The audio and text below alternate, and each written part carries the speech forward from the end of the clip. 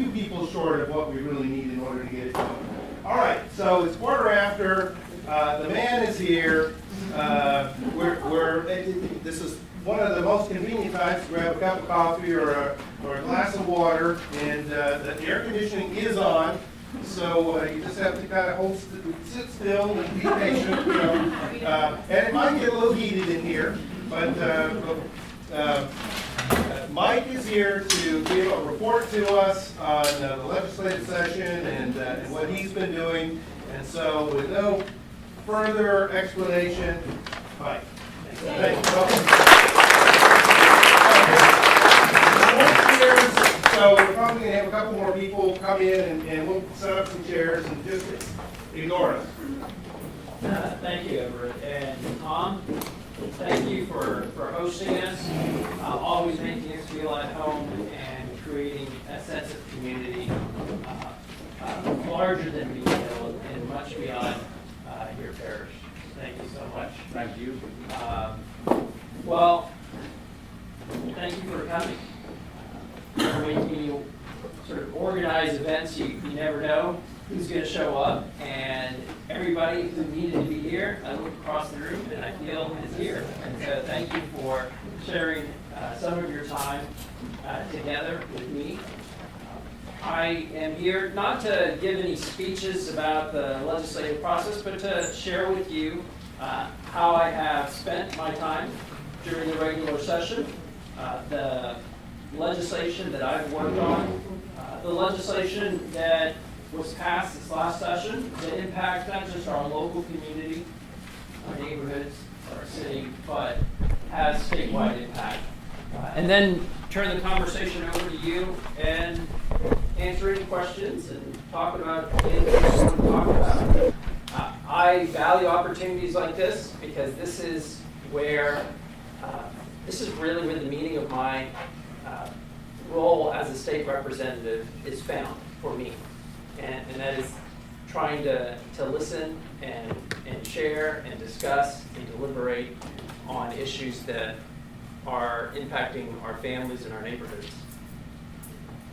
This last legislative session, I once again focused on an agenda that centered around children, primarily in public education, but also on healthcare and the environment.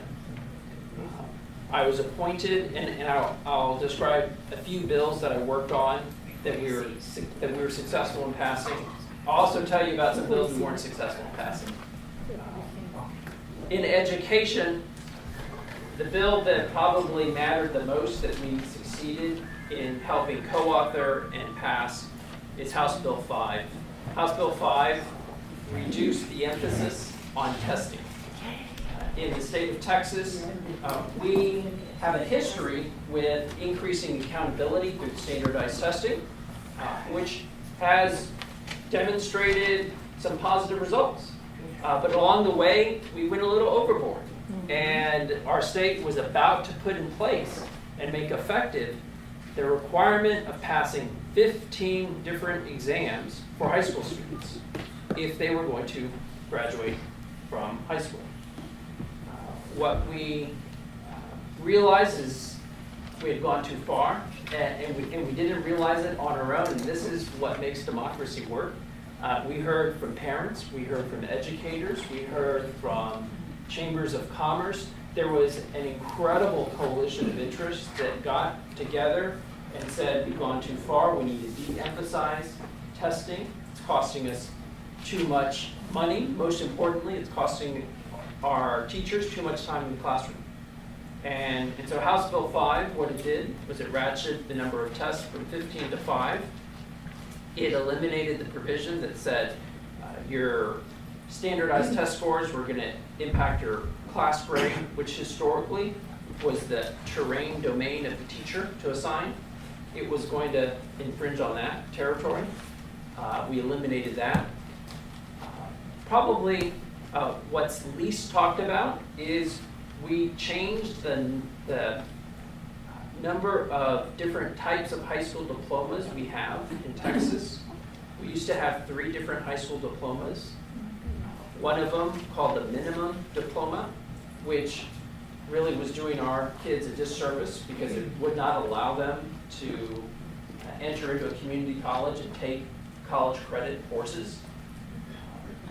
And so that got eliminated, and we now have a foundation program that everybody starts with, and then you can have a more distinguished diploma by taking more math classes. In the end, what we aimed to do was de-emphasize testing, but still have in place accountability, so there's still 5 different exams, and create more flexibility in the curriculum so that our high school students will have different paths to a meaningful career, whether it's college straight out of high school or earning technical credentials in high school so that they can exit with a chance for a meaningful job. And there are many examples of this happening in San Antonio, where kids are earning a credential, landing a job at Boeing, and then Boeing is paying them to continue their education.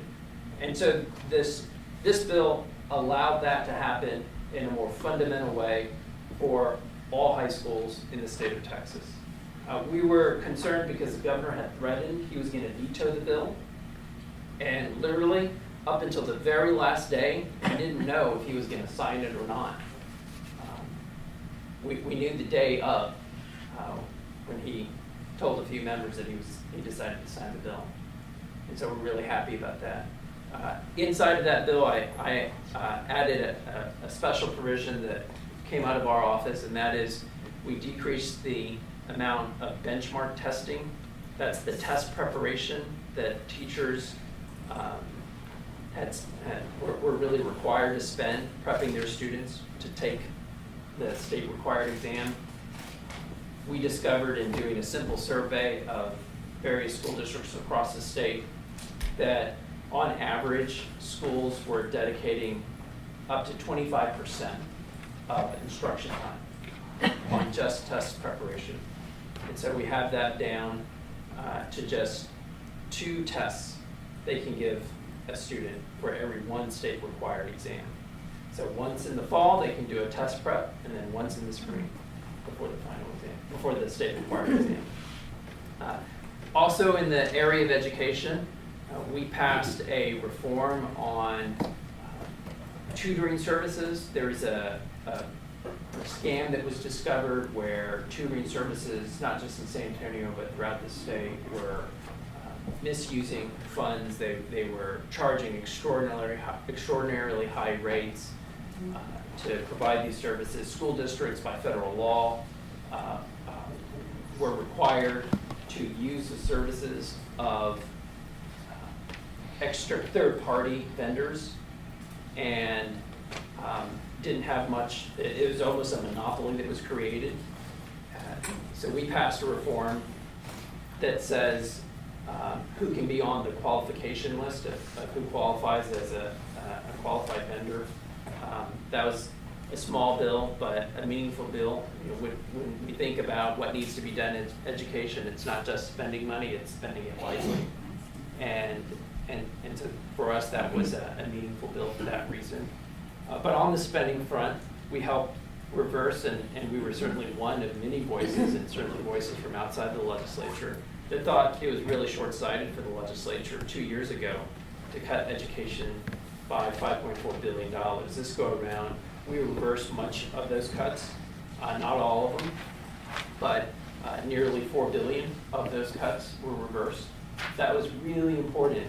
I was concerned that after that year of historic cuts, deep cuts, that if we didn't see a reversal, that there would be sort of a new normal of defunding public education. And mind you, just to give you some context, Texas does not lavish its schools with a lot of money. Prior to that session of cuts, we were like 46, and after the cuts, we were 48 out of 50 states in spending in education.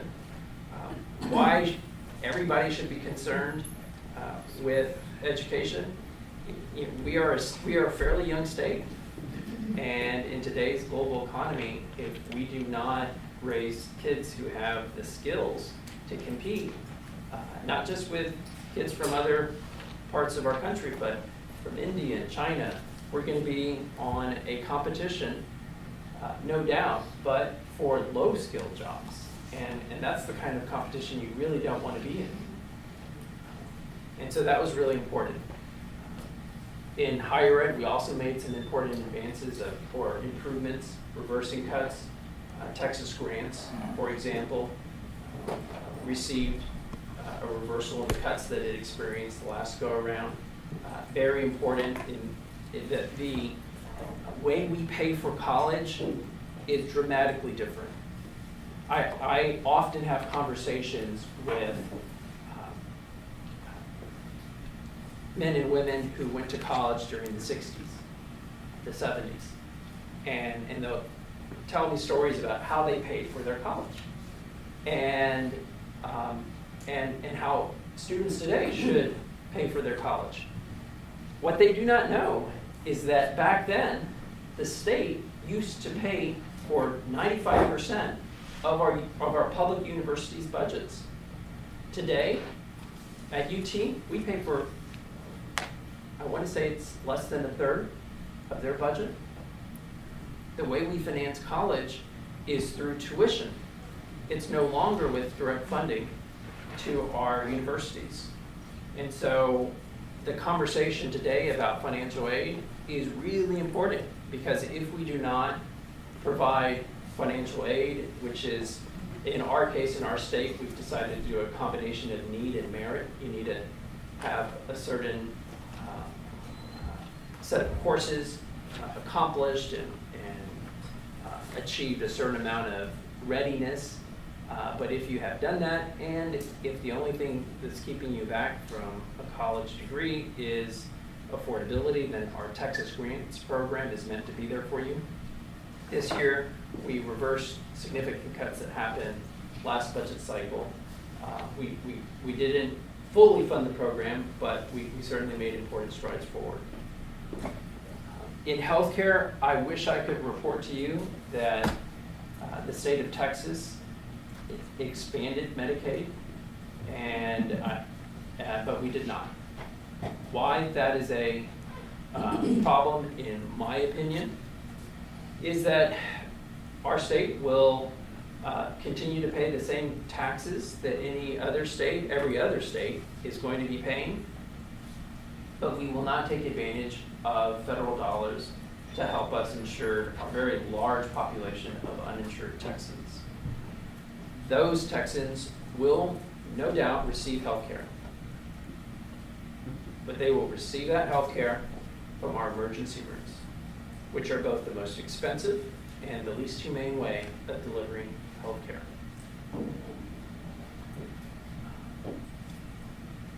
The figure that we estimate, and the Legislative Budget Board estimates, is that we are foregoing about $110 billion of federal funding over the next 10 years.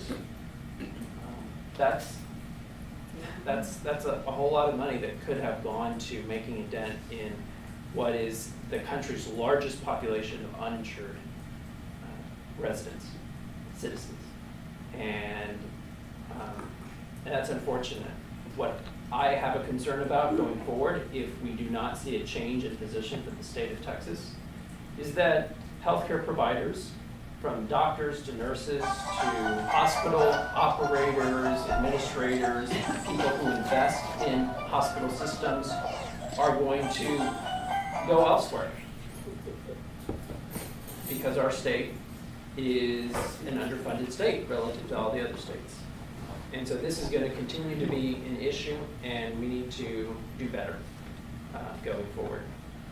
On the environmental front, this is a priority of mine, and I believe it is a concern for all of us to do whatever we can at a local level and a state level to reverse climate change. At the state level, one thing that we could be doing better is wherever a state agency is breaking ground, moving dirt, doing construction, they should be, and they have an obligation to replant, like for example on roadside construction. When they have to revegetate, they should be revegetating with native plants, native vegetation. They are not doing that today. They're making progress, particularly in South Texas and in some parts of Bexar County, but there's a lot more work that can be done because today, if you, we've seen maps of grassland coverage in the state of Texas, and we've lost over 80% of our native grasses in the state of Texas. And that number is a conservative number. You might say, okay, that's not really my topic. But, you know, we're all connected in the grand scheme of things. And if you like native birds, you need to like native grasses. And, you know, the whole food chain and everything is interconnected. We had this one expert who gave wonderful testimony in committee, and he said, you know, people, let me put it to you simply. People say, where did all the quail go?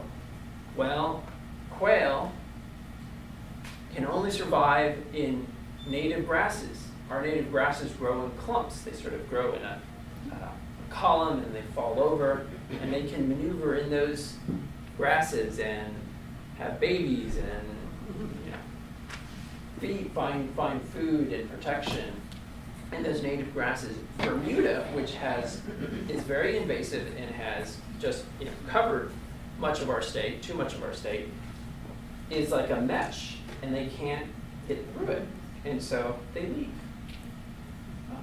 And that's just one small example, and he gave many other examples. And so we try to do our part in trying to reverse that. We passed a bill out of the House. It died in the Senate. And let me share with you a bit on the kind of the process side of the legislature, which can be frustrating. So there was one senator who stopped this bill. He was in a Senate committee, and I thought I had my votes in this Senate committee, and this one senator said she couldn't support it, and she believed it was going to cost our state too much money to require that TxDOT follow what is an executive order that states use native grasses and seeds to revegetate. And so I went to visit with her, and I didn't know that was her concern. And I met with her on the Senate floor, and I said, you know, I appreciate your interest in this bill, and I wanted to learn from you what your reason was for stopping the legislation. And she said, well, it's just going to cost our state. And kind of scratched my head and turned to my notebook and turned to the fiscal note. This is the document that estimates, kind of puts a price tag on every piece of legislation. And I saw that it was going to cost our state $0. Yeah. And I thought, oh, well, this is the solution. Maybe she didn't read this document. So I show her the document, and she says, I just don't believe it. And the bill died. So a little frustrating, but we at least succeeded. This was the first session for that bill, and it cleared the House and made its way to the Senate and even had a hearing. Important bills, we say, are important enough to take more than one session, and so we haven't given up on this particular issue. One final bill I want to tell you about is a bill that touches anybody who owns property in the state of Texas, and it has to do with reforming our appraisal review board. I passed legislation that attempted to make our appraisal review process more friendly to taxpayers. How did it do that? In a number of ways, big and small. In one way, probably an important way that has received some attention, is that it says if a taxpayer decides to contest their appraised value, and they go down to the ARV and actually win at an ARV panel, that the following year, the chief appraiser has to hit a higher standard of evidence, has to bring a higher standard of evidence if he wants to increase your property values again. If a taxpayer takes advantage of this new policy and requires the chief appraiser to hit a higher standard, well, we wanted to make sure this process was balanced, and the chief appraiser gets to ask for evidence on the taxpayer side. Why we thought this was important was because, number one, our county appraisal districts are pretty well systematized operations. Bureaucracies, one thing you can say about them is once you set them on a course, they pretty much do the same thing over and over and over again and are very dependable that way, even if the environment changes. Those agencies keep on doing what they've been organized to do. But for you and I, when we want to contest the appraisal of our home or property, it actually takes a pretty big effort, much more than what it takes for the chief appraiser to just automatically increase your appraised value. And so if you actually decide, well, you know what, I'm going to contest this, and you put together your paperwork and go in and actually win, we want that to be looked at the next year. And certainly the chief appraiser has the right to increase your value in the following year because it's a new year, but we at least want him to look back on what it was last year and what the case was that you made for yourself. And that's what that important provision accomplishes. It also increases the independence of the review board. The chief appraiser needs to be able to assess property, but if there is disagreement, then there needs to be a place for you and I to go to make our case on what the value of our property is. And win or lose, what needs to be in place is a hearing where you leave feeling, well, at least I made my case, my best argument, and they listened to me, and they either sided with me or the chief appraiser or in between, but I felt like that it was an independent body that heard the appeal. And this bill increases the chances of that independence by having the appraisal review board members be appointed not by the group that hires the chief appraiser, but by an administrative judge in our county.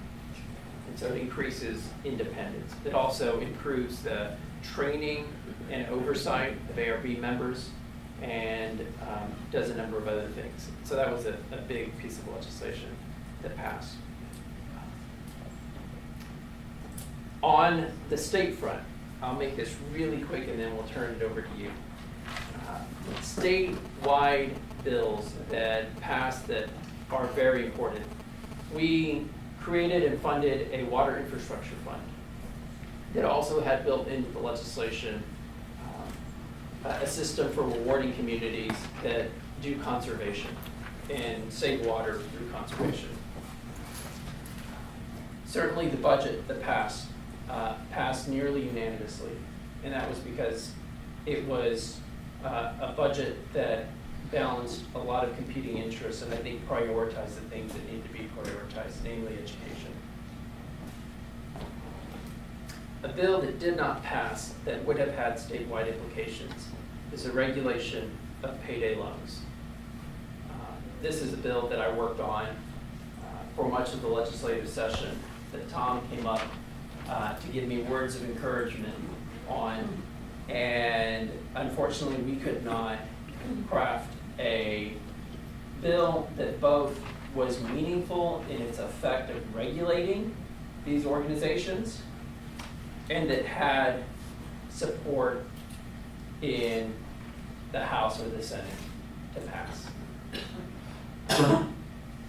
My position today is if the state legislature cannot act responsibly to regulate this industry that today charges interest rates of approximately 600, 700%, then we need to encourage cities to do so.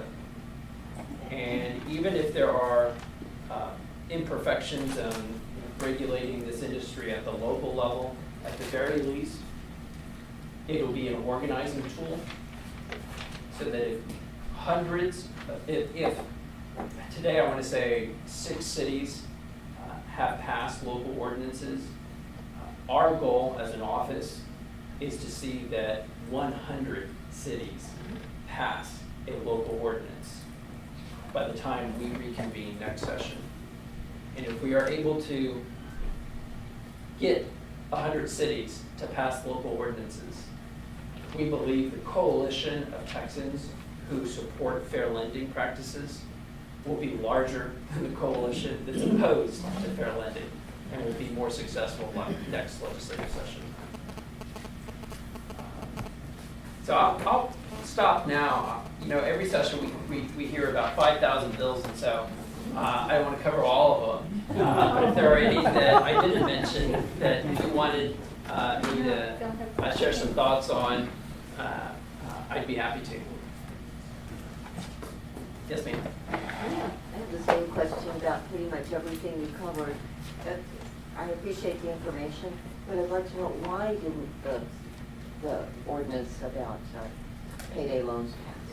Who was that woman who killed us? I want a name for that one.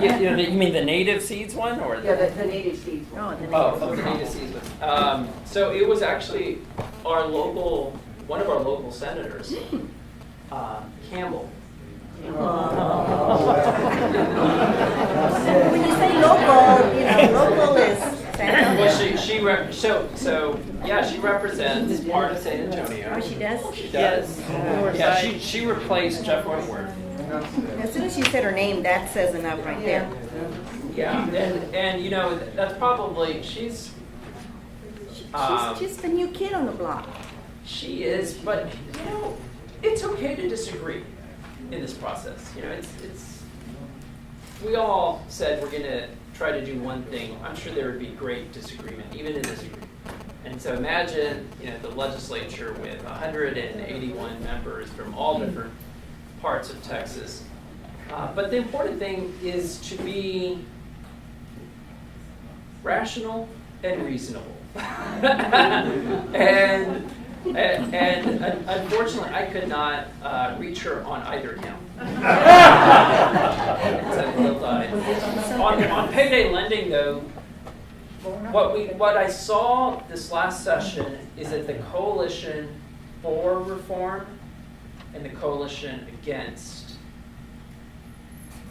were in a stalemate. They're about the same size in terms of influence. One had great influence in the committee process. That's the industry. Like in my committee, I was the only vote for this bill. It was my bill. I was the chairman of the bill. I was chairman of the committee. I was the author of the bill. I could not get it out of my own committee. and it was because the industry had great influence. The other coalition has incredible influence in public, on the House floor or on the Senate floor. And I think I believe if we could have got it to the House floor, we could have got it passed. Because in public, this industry has no champions. In committee, they seem to have their supporters. And so the way to break this stalemate is to grow the coalition for fair lending. And the clearest path forward to do that, I believe, is through our cities. Our cities are great organizing vehicles. They have the power to pass ordinances which cause havoc for the industry. and build political support. So that next session, I think we'll have a bigger coalition. Yes, ma'am. I have a question. I don't know if you can answer it or not, but I'm very concerned with Obamacare. Coming up in 2014, from what I understand, I've tried to get insurance. For just me and my husband, I'm looking at over $600 a month. And I can't afford it. There's just no way I can afford it. So then, at the end of the year, I'll have the IRS finding me about $1,300 for each member of my family that doesn't have insurance.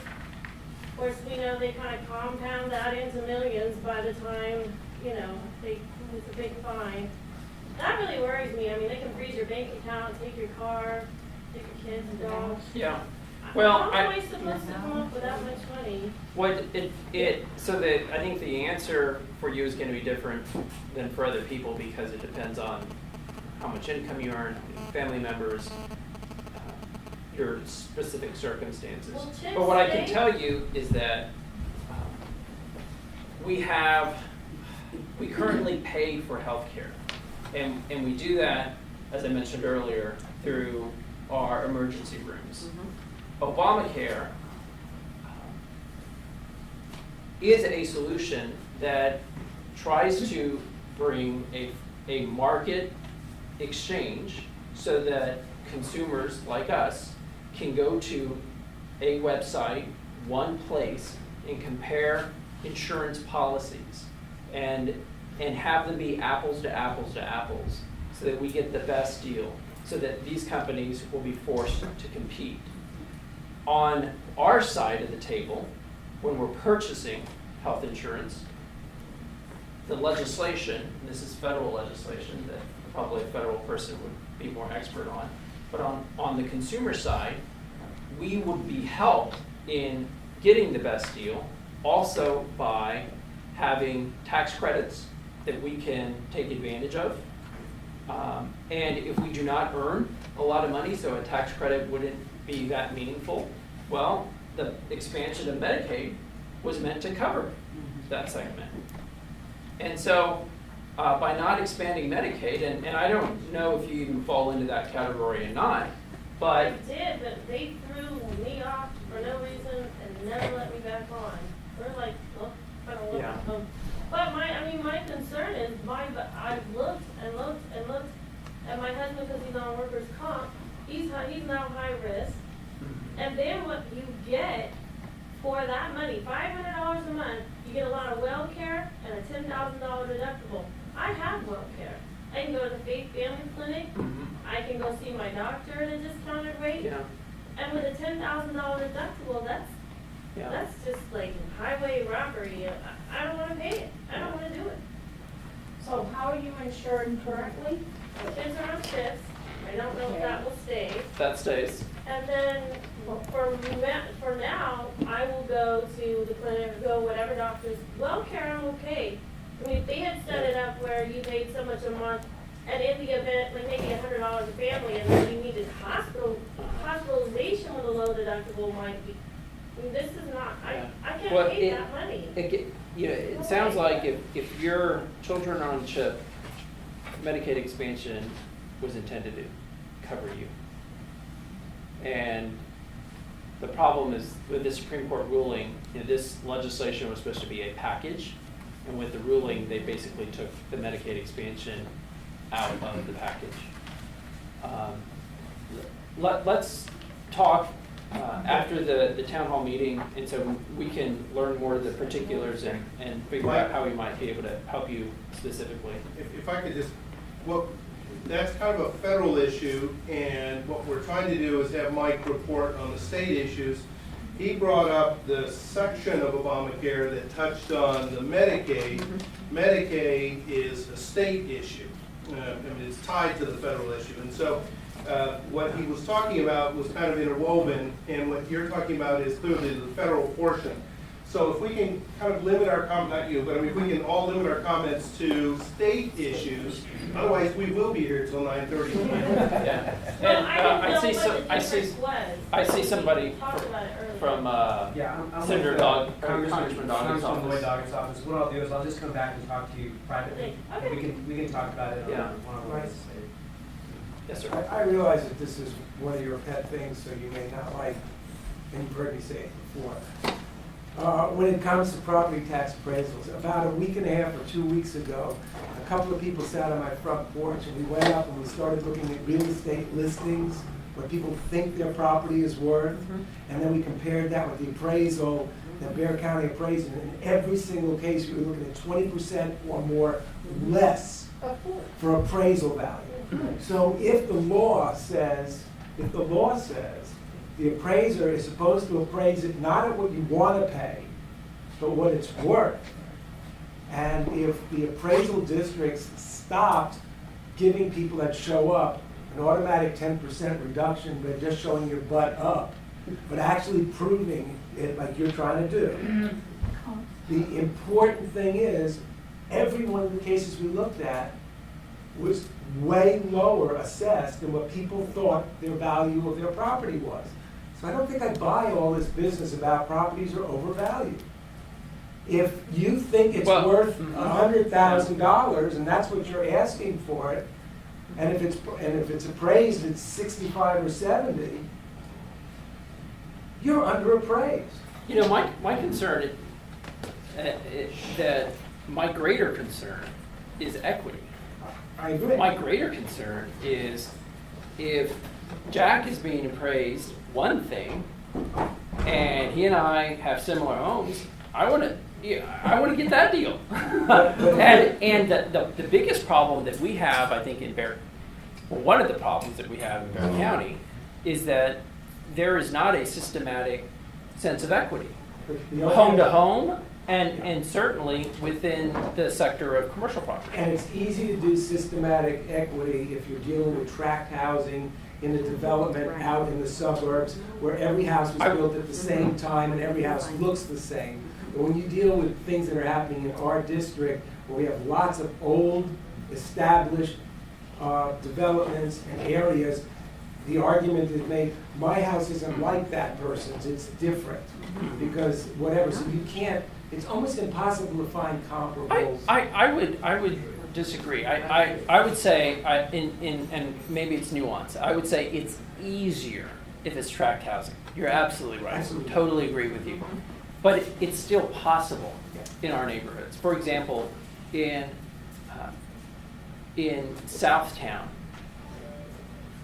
I built a database with the help of BCAD, asking public information, what data do you have on single-family homes, and ran a regression analysis, looking at all the factors that they have. And because they don't approach this problem as statisticians, they sort of do a comps cherry-picking approach, they're more vulnerable to arguments of equity. And I think there are things that can happen administratively, no need for law, to improve the sense of equity. And let me just last comment on this. I know you've tried to get this passed, I don't know how many sessions, but it kind of galls me, and I'm sure it galls a couple other people, when you look and you say that Holiday Inn Crown Plaza has been sold for $450 million, and it's appraised at $20 billion. And there's no way for us as individuals or anybody to get that appraisal value because Bear County can't get it. Yeah. So I know you tried to pass laws many, many times to put commercial, everything on board. And of course, you'll never get it passed because... Well, one thing that we did do is, and that I believe does level the playing field, is that we have this feature of requiring higher evidence if you win, but you only get to take advantage of that if you subject yourself to sales price disclosure.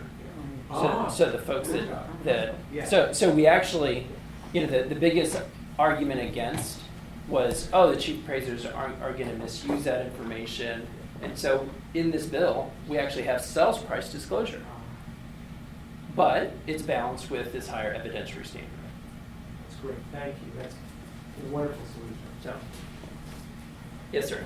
Going back to education, you were talking about the number of tests that have been changed from 15 to 5, and I keep wondering what kind of test in what category, or what is the test related? That's a very good question. Yeah, Algebra 1, English 1, English 2, both the Englishes and reading and writing, biology, U.S. history. Those are the 5. Okay, now, the reason I ask this is because I've always wondered, there's been a lot of change in our education. When I was going to school, there were trade schools. And now, all that we hear is preparation for college. San Antonio is not too much of a college students nowadays, you know. Not all of them are going to college. There's a lot of them that are still looking for trade experience. Is there a study going on for doing that, bringing back, or going back to looking for trade schools, or? That was the big theme this legislative session. And so part of the effort was to create more electives and flexibility so students could choose technical career courses. And part of the bill requires that the SBOE certify a set of classes that are about technical education that help students acquire coursework that allow them to acquire certification in high demand fields. And so part of the coalition was the energy sector, oil and gas, computer tech, all these different industry groups who have had to hire from outside of our state because they could not get, and they don't need somebody with a 4-year degree, but they're happy to take somebody with specific technical skills and then pay them to continue their education if they want to keep on moving up. And so that definitely was, I think the legislature showed up with an agenda, and it included trying to balance our priorities. Because I looked at the numbers over the last 10 years, the percent of students that go to a 4-year college right out of high school is around 10%. The percent that go to a 2-year community college is 15. I'm sorry, is maybe 12. The majority do not go to either. And so what we want to do is take the majority that do not go to either and have them have a high school experience so that they can finish high school with some certifications that continue their education into a community college, but certainly start them with a fighting chance for a meaningful job. There's too many dropping out that don't have a trade. Yeah. And you know, you see all these signs around town, now hiring. And I've heard too many people that are looking for trade educated people, you know, that they don't have to teach, because a lot of the employers around here, they take somebody and they have to train them, and then they pay a lot for that. Yeah. Let me give you an example. I am trying to help a young lady who graduated from Brackenridge High School in 2009. She's had a string of low-skilled jobs. She's unemployed. She's been sending out her resume. It's not much of a resume. I've been trying to help her improve her resume. But honestly, what she needs is a part-time job so that she can go to San Antonio College and become a licensed vocational nurse, or learn how to program in certain software languages, so she has a chance to get a job at a place like Rackspace, or she acquires some other technical trade that lets her land a job that can pay her a living wage. And with that job, then she has a chance to even continue at night or on the side, expanding her horizon through more training. what happened to her should not be happening, where you finish high school and your diploma doesn't get you anywhere. So that's what we're trying to change. And so when I talk about college, I mean it in a much broader sense, not just four-year, Yeah. but community college, anything post-secondary, anything post-high school. Yeah, that's a very good point. Yes, sir. Yes, sir. My name is Dennis Lincoln. I'm with Delview, I live in the Delview area. And your emphasis on your opening comments is about education, colleges, things of this nature. But I feel that there's a lot of students that is not college material. And I feel that the education system should come back with more vocational training. Automotive, electrician, welding, things of this nature. And there's a lot of students, I'm sure, have a learning disability where college is totally out of their, out of their league. And I just feel that vocation, if they see a student that is good at art or mechanical or working with clay, things of this nature, that they should be encouraged to follow what they're good at doing. Not necessarily, I realize using your brain, you can make a lot of money, but there's a lot of students that just don't have that capability, and it's hard for them, it's frustrating. I agree with that gentleman right there, that, something should be, for these kids that is not college material, period. Well, I think this issue obviously is important to at least two people, three, myself too, four, there's a lot of folks. Let me just be clear on where I stand, because I had to grapple with this, particularly this last session, because this was a decision that had to be made. How do we balance our emphasis? Do we emphasize four-year college, or do we really return to this notion of technical training and having our educational credentials be of market value? There's a job tied to them when they're completed. And the specific decision that had to be made in writing House Bill 5 was in requiring Algebra II. There was a lengthy debate on the House floor. And I had a chance to go to the front mic and tell my colleagues where I stood. And the way I tried to persuade my colleagues on not requiring Algebra II was to tell them the story of my dad and my mom, who did not earn a four-year degree, but my dad earned a certificate from San Antonio College to fix air conditioning units. And that landed him a job at Lackland Air Force Base, where he worked 30 plus years. And that was an important job because for us as a family, it was our foothold into the working middle class. The first thing he did was he sent my mom to St. Philip's, where she got her license to be a vocational nurse. And together, they gave us opportunities that they didn't have growing up. And their kids, my brother and I, went on to college. I was the first in my family to go to college and graduate.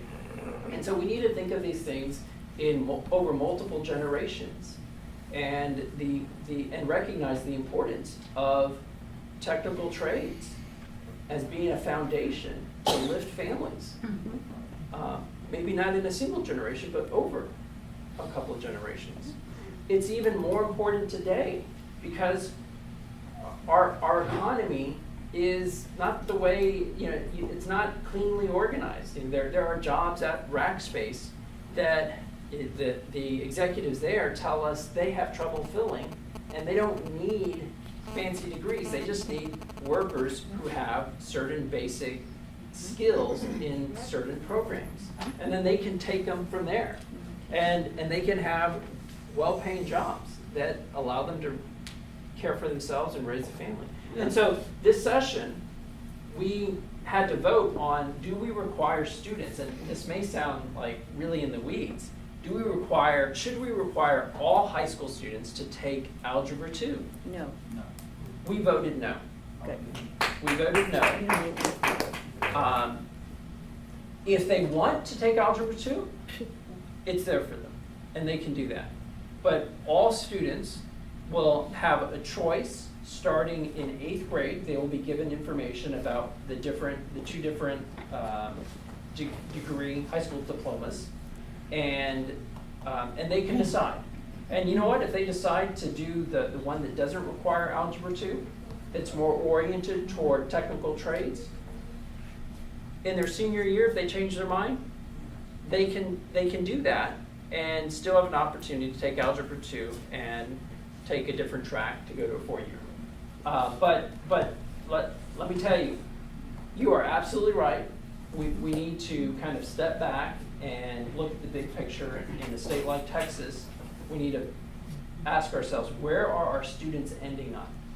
And when we have to structure high school, what is the best way to structure it so that it serves the most number of students? And I think we put together a proposal, and it's not perfect, and nothing's perfect, but let me tell you, we are very mindful of 2 things. Number one, trying to graduate students who have a future for a meaningful job. And number 2, making sure our high schools don't track students. So that all the poor kids end up in this track, or all the brown kids or black kids end up in that track. Because I often hear from audiences, and it's true on some level, right? Not everybody needs to go to a 4-year college. The problem is that folks often sort of think, well, not my kids, but maybe your kids. And so we don't want to have the adults make the decisions for the child. We want that decision to rest with the student and the parent.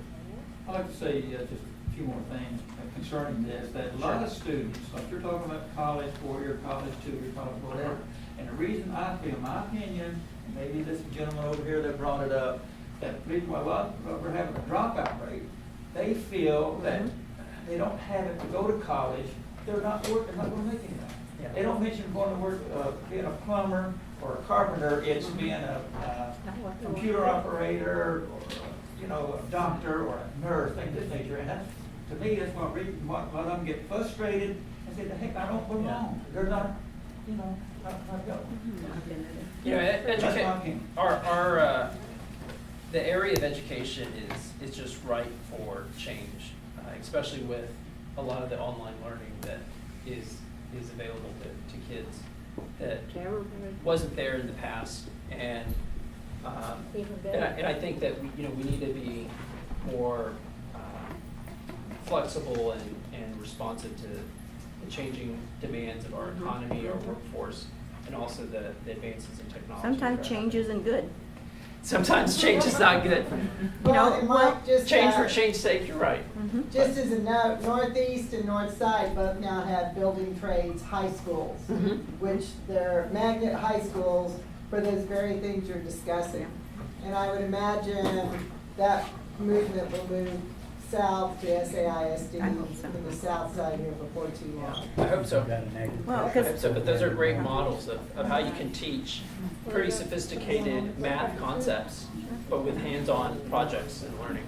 because I went to Lewis W. Fox Vocational and Technical High School, and maybe yes, but because they have vocational and technical courses, plus they did college also. But the last 15, 20 years, they took away that vocational technical and it's just plain old high school, because they took away those vocational courses. So, but I think that the tide is turning. And that's a good metaphor, because I think there is an overreaction to tracking, or we're going to do away where everybody's going to go to college. Right. And I think we're now living through wait a minute, Maybe not. we've gone too far. And and then we have We some need to college break. graduates that can't find jobs, and so they're underemployed. Yeah. So it's like overeducated. Like she mentions, Louis W. Fox, which is Fox Louis Tech, W. right? Fox. Fox Tech. Well, you know, when I was going to high school in 1940, you know, they had, you know, like you mentioned, they had the vocational classes, and I really didn't care for school, you know. So, but I had to go to school because my mother says I had to go to school. But you know, there was something on the horizon that I said, well, my dad used to play the accordion. He was a musician, so I decided I wanted to be a musician. So back in 59, I started the music business. You know, I started the music business, and I just retired about 2 years ago. You know, but there's different trades for different people. And I took being a musician, plus being a truck driver, plus doing whatever, you know. And then like these two gentlemen say, they don't want to go to school. I didn't want to go to school. And some don't want to go 4 years, you know. So everybody has to take that chance, you know. And I took mine, so no benefits, but I'm here. Well, you know, what we're striving for, and we have not realized this, but the goal is that diplomas are stackable. Like you can, if you earn a certificate in a certain trade, that is a step for further education. And if your ultimate goal is a 4-year degree, well, all these educational steps add up to that. When I think about my own kids, I don't have like specific subjects I want them to learn. I mostly have sort of life lessons. And one of them is to have a goal, be goal-oriented. And another one is when they fall down, to get back up and keep on trying. And in education and in setting in this subject that we're talking about, career goals, I don't want our education system to be such that if you fall down, there's no way to get back up. If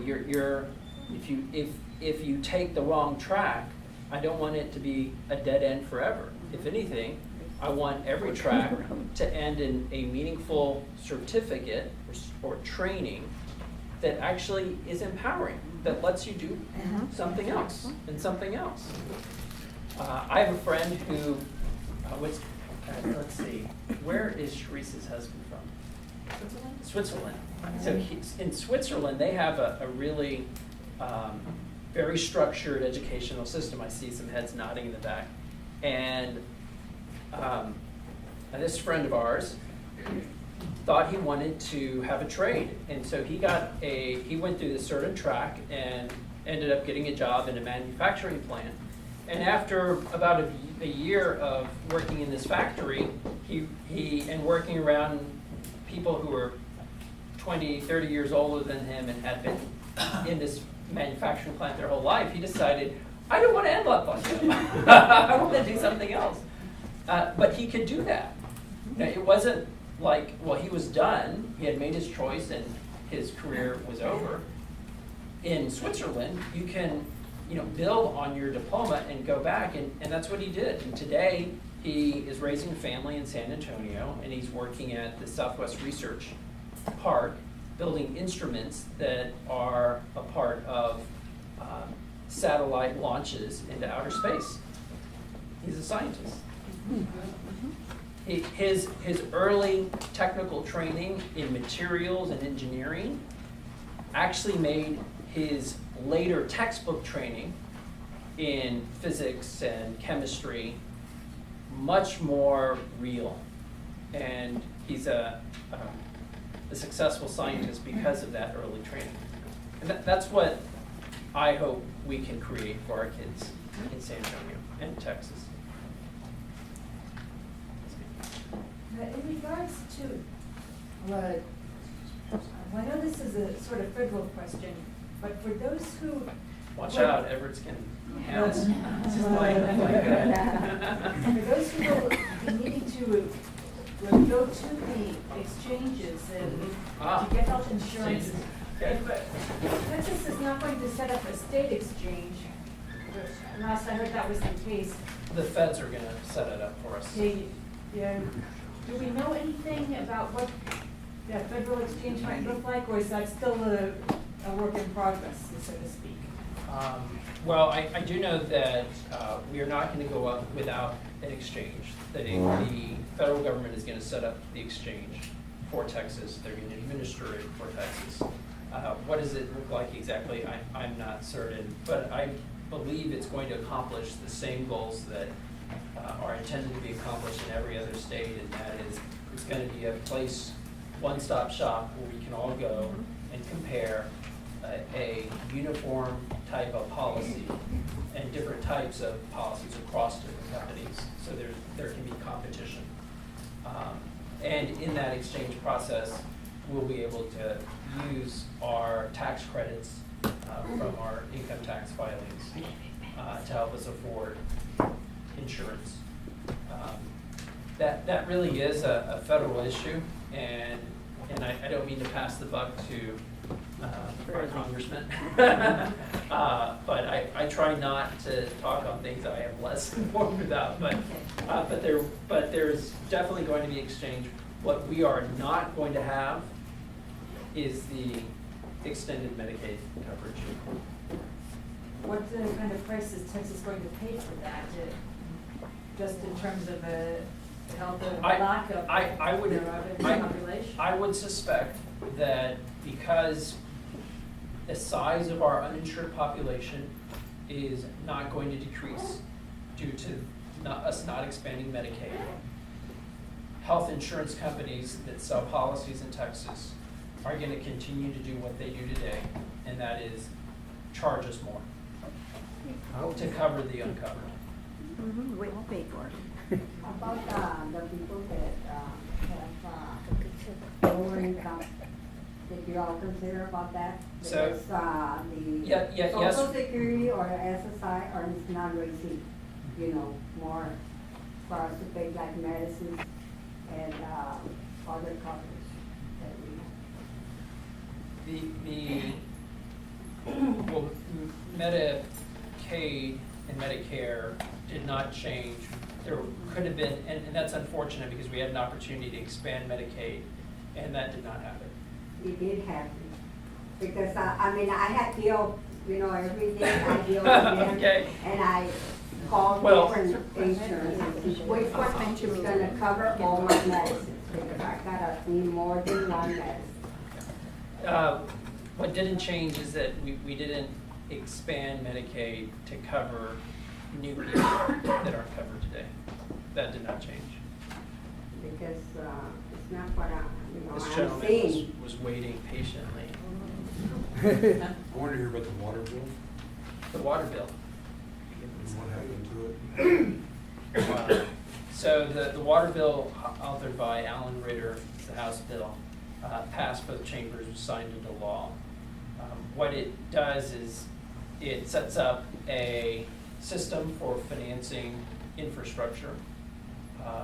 There's still going to be a rulemaking process, but overall, what we created was a kind of like a co-op, so that infrastructure could be financed through one entity.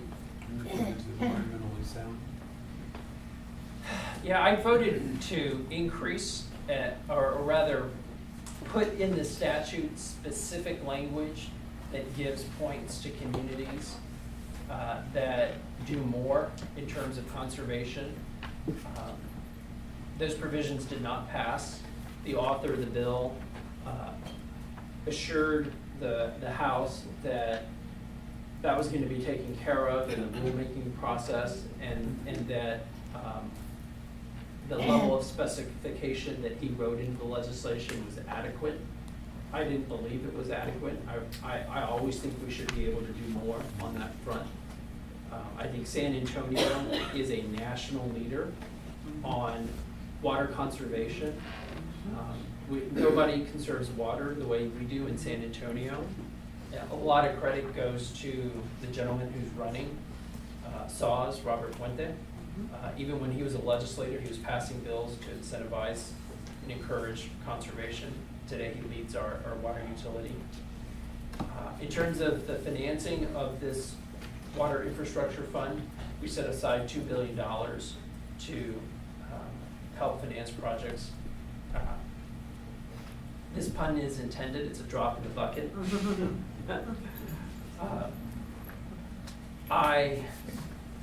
My general position on water infrastructure, I voted for this bill because I thought there was enough and a desperate enough of a need to help communities across Texas.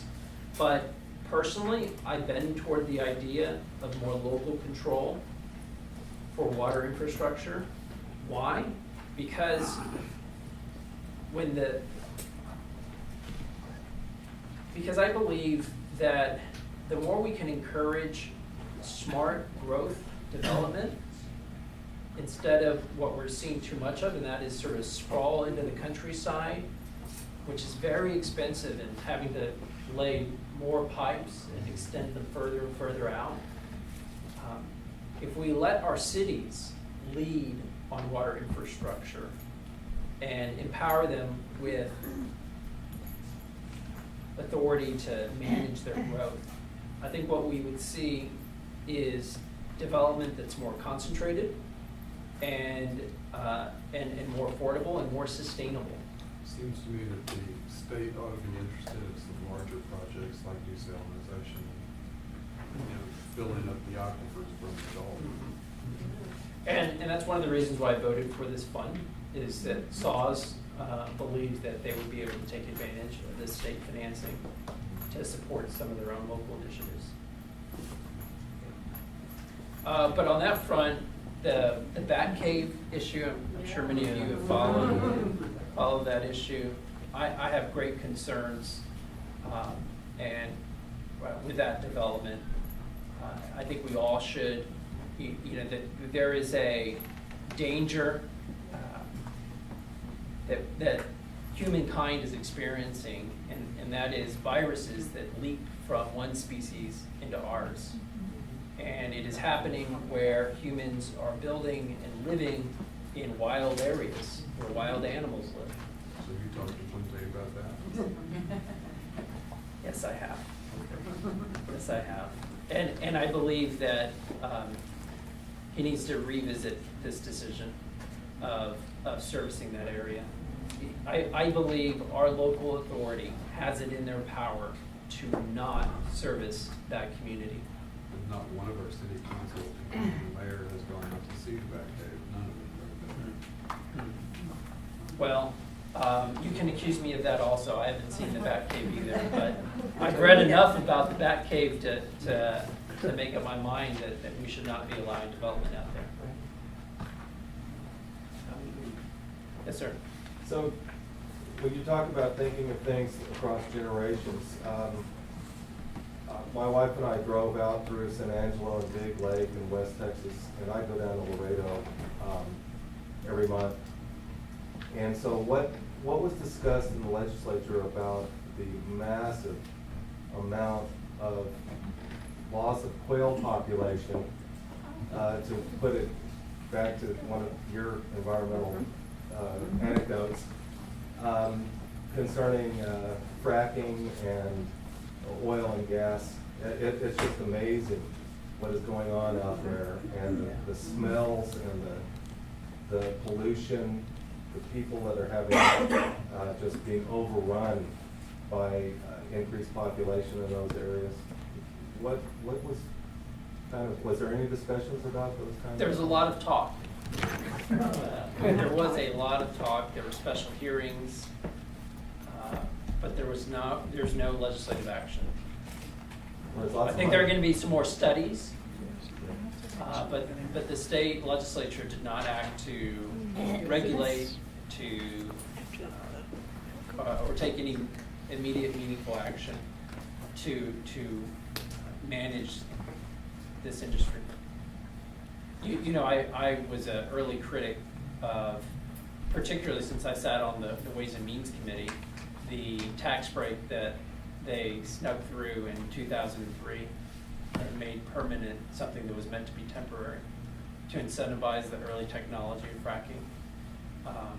That tax break is I forced a vote on it in 2011, and my colleagues overwhelmingly voted for keeping the tax rate. And so I share your concern, and I think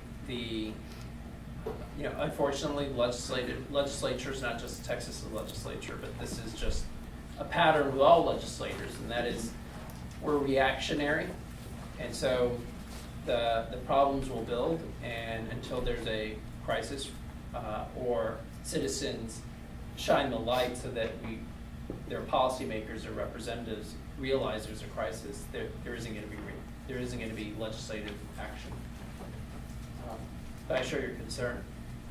It goes back to water. There is a direct They use a lot of negative water. impact on our supply of water, the quality of our water, and we just don't know all the chemicals that are going into the fracking operations. Jack has had his hand up. Yeah, Interstate 35 is destined to be tolled all the way from outside the county to inside the county, all the way to downtown, close to where we live, even beyond, all the way down to the end of the county and beyond. Not just I-35, but also Bandera Road, between the two loops, and of course, way out to Loop 1604 and 281 and so forth. It's going to be told, even though our gas tax dollars have paid for those rights of way, in a sense it's going to be double taxation, and it's going to be told into perpetuity, long after the toll lanes have been paid for, and it's going to be told this without the population getting a vote as to whether they want it or not. So I guess my question to you is, can you tell us what initiatives you intend to bring up to try and rectify that, to stop that over the next coming 2 years? Taxation without representation. Can they do that? It's a federal highway. No, they could do it. It would require Bear County. I believe Bear County they've reorganized the local tolling authority. They kept the board. I think a majority of the board members are appointed by Commissioner's Court. And so in a way, there is this local policymaking board. Any decisions, I believe, are effectively somehow ratified by our elected officials on Commissioner's Court. And so that there would be a process. It couldn't just be sort of done overnight. And they created this local tolling authority. When did they create? When did the legislature create it? In 2003, the original legislation passed. Here we are in 2013, and there has not been a toll road created in Bear County. So I think certainly it's a possibility, but Bear County has not demonstrated much of an appetite for toll roads, and if you're a toll road opponent, you should give a lot of credit to Tommy Atkinson for fighting toll roads. For myself, what can a state official at the state level do to stop this legislation? Well, it would take a majority of the members to pass legislation to outlaw toll roads. And that legislation has been filed, and I don't believe has ever gotten a hearing. But there are things that are happening that decrease the odds of that. For example, the amount of money that gets generated by our gas taxes that go for highways has increased. It's also been diverted. So the diversions have decreased, and I think that trend is going to continue. Now, language matters. It may sound like our gas tax dollars are going to fund affordable housing or something. Well, they're cemeteries and perhaps. Well, what they're funding are primarily they're funding DPS. folks that patrol our highways. And I think there's actually an argument to be said that the highway doesn't operate very well if you don't have DPS clearing off the broken cars that get smashed up on the highway. And in the end, the reason why we even have toll road as an option on the table is because the state legislature has not increased revenues to pay for transportation. And the folks that rail against toll roads also rail against increasing taxes to pay for roads. You know, the truth is, roads aren't free. We call them freeways, but they just don't come from heaven. You gotta pay for them. Do you support And legislation stopping the? and you have to maintain them. You know, what I would support is a state government that makes smart, wise investments in its infrastructure, from highways to water to schools, that grows with its growing population. And the folks that are in control today are not doing that. And what I have chosen to do is focus my efforts, say just one person, in one piece of that, and that's education. I share your concerns about you know sort of the getting taxed twice, and but I think it's really a part of this larger problem of the folks in control of state government not wanting to divest from future generations. Did you vote for legislation stopping the diversion? I have voted actually the last couple of sessions for budgets, and in those budgets, every single one of them, we've decreased the diversions.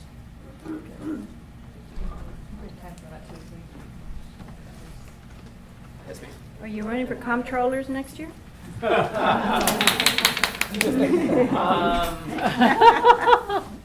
I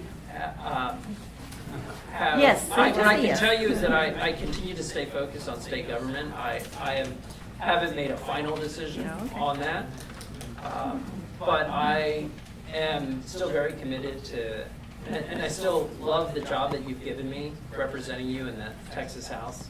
There's still a lot of work to be done, and I've been given more responsibilities in the House. I'm chairing the Financial Services Committee, and so it's hard to step out to run for a different seat when you kind of love the work that you're involved in right now. And I'm really encouraged on the education front. You know, in education policy, it's the one area where it's not partisan. The coalitions are really focused on kids. We might have different philosophies, but it's not partisan. And so if you want to be a part of policymaking and you know the hardcore partisanship that inflicts our U.S. Congress turns you off, actually in state government, you have a chance to make a difference and not get kind of caught up into the party politics. Yes, ma'am. How much money is the state of Texas getting from the Eagle Ford operations? That is a very particular question. And I don't have the answer to that specific source of oil and gas funds. But I can tell you that our rainy day fund, which gets funded from excise taxes from oil and gas industry, is about to top off. Right now the cap is about 10 billion, and we may reach it within this next budget cycle. And that's mostly coming not from the gas side, but from the oil side.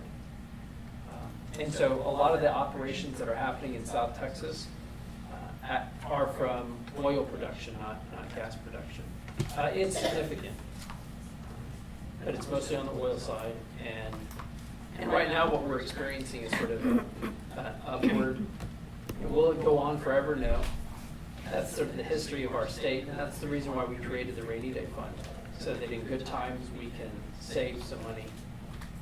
But you know what? We need to use it during the bad times. Right, exactly. Instead of taking money away. I'm wondering what your opinion is on Texas turning blue, into a blue state finally again, or whatever.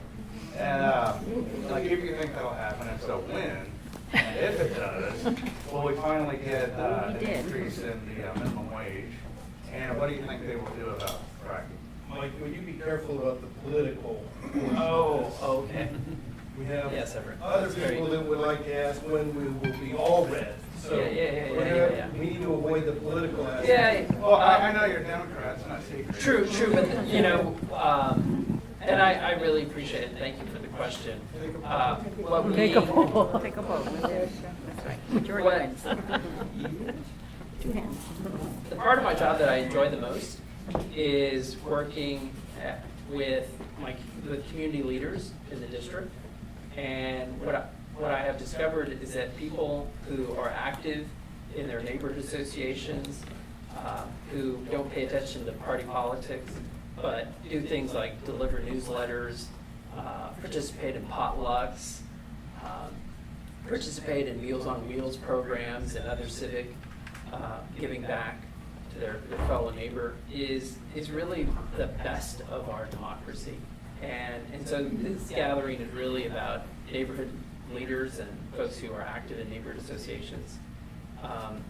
So what I will say, We've been in talking about answer, fracking a lot. I mean, it's not yeah. for this. So but the turning Texas blue. Certainly, I'm a Democrat, and what I will say in response to your question is that we should all want our state to be a competitive state. That we actually arrive at better public policy when there is a competition of ideas, when R's and D's have to show up to meetings like this all over the state and explain themselves and talk about their ideas. And right now, that's not where we're at. And we have folks that win statewide office without having to come into our neighborhoods. They sort of write off whole swaths of the state of Texas. I believe that the state is changing, and you can see it where there are competitive races, and they're mostly in urban areas. Dallas County, Harris County. I was going to say Austin, but actually Austin's pretty solidly. But all the competitive legislative races are in urban, suburban districts, and increasingly they are creeping up. And I think that's a good thing, because in the end you get a legislator who is not just looking at their contest in March, where their party primary election takes place, but they're thinking about all the voters who show up to vote in November. And it's just not fun to be ignored. And so I think the state is changing, and I think we're going to be a more competitive state with every passing election cycle, and I hope we are solidly purple by 2018. But will it make a difference? To the issue that I mentioned, like fracking. I think it will. I think it will. Absolutely. Well, and I mean, I'd say testing is good for 'em. And it's a totally different subject. But when voters, a lot of moms, got excited about testing, you saw candidates fighting over themselves to be responsive. Because in the end, what legislators, elected officials care a whole lot about is their reelection. What I'm talking about is places where big businesses have such a hold with fracking, they're always advocates for lowering minimum wage. Doesn't make a difference then if we're, I know it does, I think it will matter on the environmental front, because I think environmental issues is a arena where the two parties are very divided. Maybe not perfectly, but I think it will make a difference. Myself and Donna Howard, who's from Austin, offered a number of amendments on the water bill to explicitly state, that conservation needs to be given high priority. And we got all of our votes from Democrats. Well, yeah. Right, yeah. We're gonna give Joan the last word. Joan has the last I wrote a word. book about downtown San Antonio, about the history of downtown. Excuse me. And we tried to use pictures and information that people don't know about or haven't learned about from some of the other books that have been printed about downtown San Antonio. And I would like to present you, if I may, with a copy of downtown.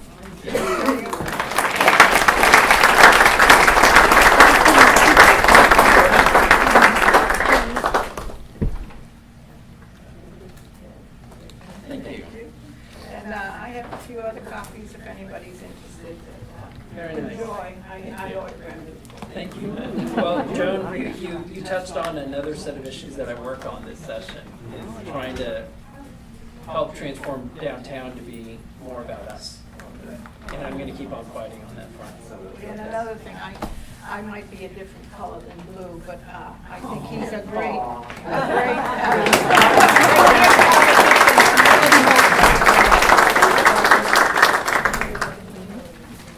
Thank you, Mike. Really appreciate you bringing up. A couple last things. Beacon Hill is proud of a few of the things that have come to fruition in the last year or two. One of them is our community garden. And we have a poster of our community garden over here. In our community garden right now is what we call a little library. And John Merson, will you stand up for just a second? John Merson created a little library rack. There's a photograph of it. Pastor Tom was going to grab something. I thought he was going to grab the photograph. Very good. Of the little library, books that are free, the kids can go to our community garden and they can grab a library or book and read it there. This is a poster of our community garden that we put together. And we would like to present one of these posters to Megan.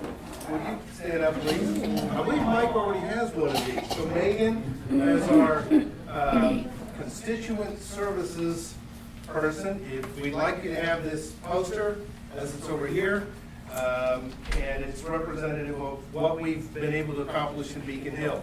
And to be fair, it's me that's the lucky one that gets to tell you about it.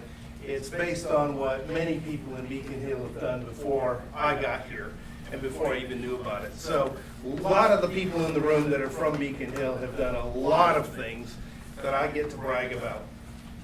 So then the last thing is, let's see. While I'm thinking of that, I do also want to point out that those flowers on everybody's table are from our community garden. And they left out, but several of the women that were here earlier provided those for us. Thank you, thank you. Look, I didn't start drinking without you. But on the second floor, down the hall, up the stairs, first door on the right, Alejandro and Alberto will help you celebrate local artists who see the world through a god-awful astigmatism. No. And there's a little bit of cheap wine on the second floor. Now, we Presbyterians are good at singing together poorly and at affirming our faith together boldly. So let me ask you to say these words with me. If you want to cross your fingers, just in case when we're done you don't believe this crap, it lets you off the hook. But I want you to say these words with me. They capture what that caterpillar and what this community and what Mike and his amazing staff are all about. The words go like this. Hope, is believing, in spite of the evidence, and watching the evidence,